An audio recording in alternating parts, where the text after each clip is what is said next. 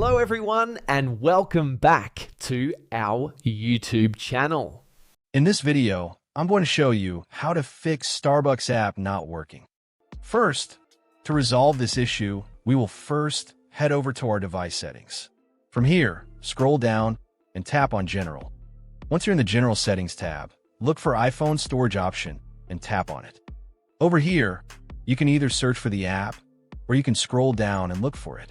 Then, tap on the app. On the next screen, you need to tap on the Offload app option. A confirmation pop-up will come up. Now tap on the Offload app option here.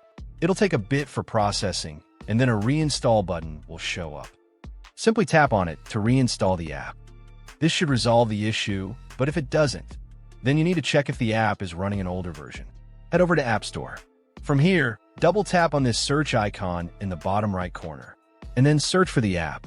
Once the app comes up in the search result, and if you see this update button right next to the app, simply tap on it to make sure you're running the latest version of the app. However, if you continue to encounter this issue, then you will need to completely reinstall the app, which usually resolves the problem. Head over to this screen the way we did before, and over here, tap on the Delete App option here to uninstall the app from your device. A confirmation pop-up will come up. Now tap on the Delete option here. Once uninstalled, open up App Store and search for the app in the search bar. After the app comes up in the search result, simply click on this cloud icon to install it back onto your device. Hopefully, this resolves the issue. If it does, consider sending a super thanks to support our channel. And also don't forget to hit the subscribe button. We'll see you in the next video.